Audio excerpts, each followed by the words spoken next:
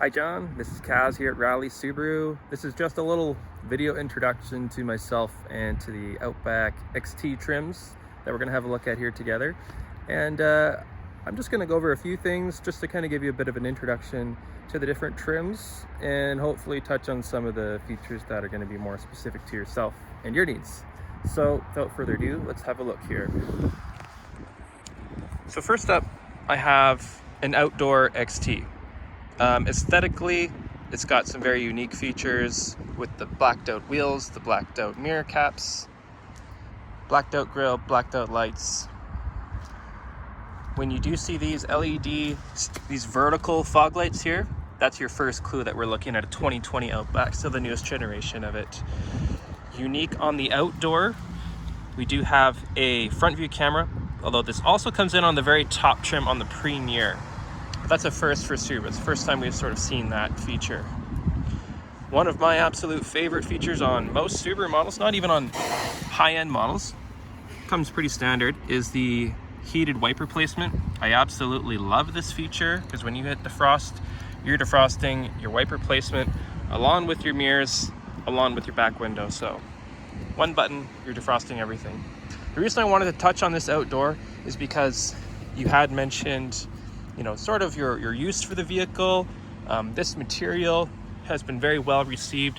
This StarTex material has a nice softness to it, but it is very rugged, is very durable. You see it doesn't really stretch out like a leather would. So even if I dig my nails into this, it just bounces back. So it's a pretty nice material. This sort of interesting green stitch that you're gonna see run throughout. I know this is a 2020. Although I've looked ahead for 2021, they are going to include a heated steering wheel. A little button will be right there. That'll be a nice addition for next year. I won't spend too much time on this one because I'm going to focus on the Premier that I'm going to have a look at here in just a few minutes. Just wanted to touch on this one real quick. One other thing too, since we're here. So I'm about 5'11" with shoes on, shall we say. I've got my seat set where I like. Now I know this is kind of an issue for you. This is probably where you're running into lack of legroom. So I've got a few adjustments here. I can move my seat back and I can move the seat down and move my thigh down there too. So I'm going to move it all the way back. I would certainly not be driving in this position because I can barely touch the pedals here. But if you do need a bit more length, you can sort of get it by lowering the seat here too. And now I've got quite a lot, like that's probably 9 inches between me and the dash. So it's pretty generously sized. I think this is worth a shot for you. This might be the right fit, but of course we'll see when the time comes. Now you might be wondering, why do I have the liftgate open here? It's because the Outdoor trim does have the addition of this full-size spare. So the same wheel that we see outside the car we have here. And important to note as well that you can fit a full-size wheel on any of the Outback trims. There's enough space there. Just different use of the styrofoam for your spare tire kit. And this is just a neat little trick that they've included. This little hook you can put your floor up so you can access that spare very easily. Now let's turn our attention to the Premier. So this is going up 2 trim levels. There's also a Limited in between, but this is our Premier. Still has an 18-inch wheel. You notice the style is similar, just now it's got a bit of a 2-tone finish to it. On top, we still have that modular roof rail system, but now it is finished in silver. What do I mean by modular? So they've used this design for a number of years. Essentially, it's a toolless design. I can grab this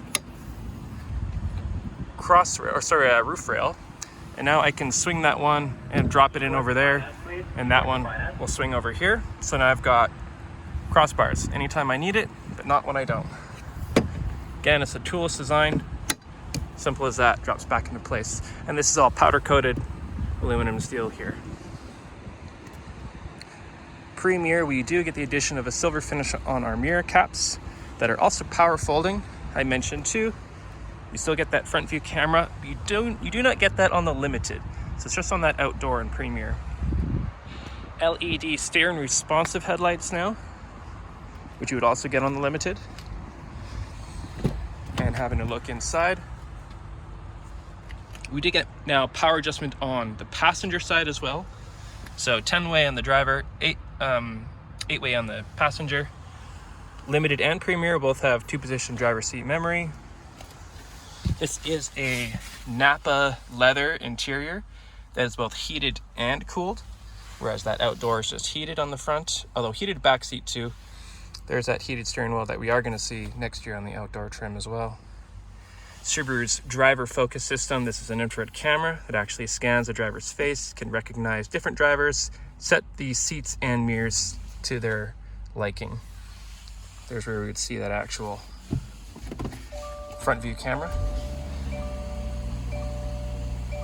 Also on this Premier, that you'll also get on a Limited, will be the Harman Kardon sound system, which is a nice upgrade, I must say. It definitely gives it a lot more, well, how should we say, sense of occasion. It's a pretty nice system. Built-in navigation on the Limited and Premier trims, though you do have Apple CarPlay and Android Auto. Nice thing about this tablet style screen is you can really maximize it, especially when you're using the built-in navigation. Now, I won't go into too much detail here. I think the important thing for you will be the fit and really how this vehicle is going to work for you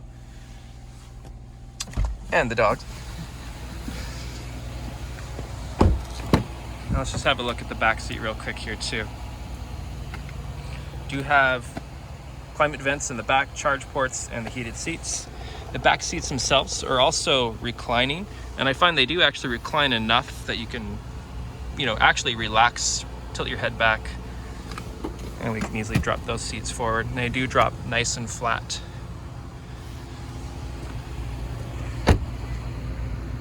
Now, there is a feature that we could use. There's a touchless tailgate where I would just hover in front of the badge here and it would open up for me. That's a clever use of the system. A little bit better than doing the old pokey and waving your foot around.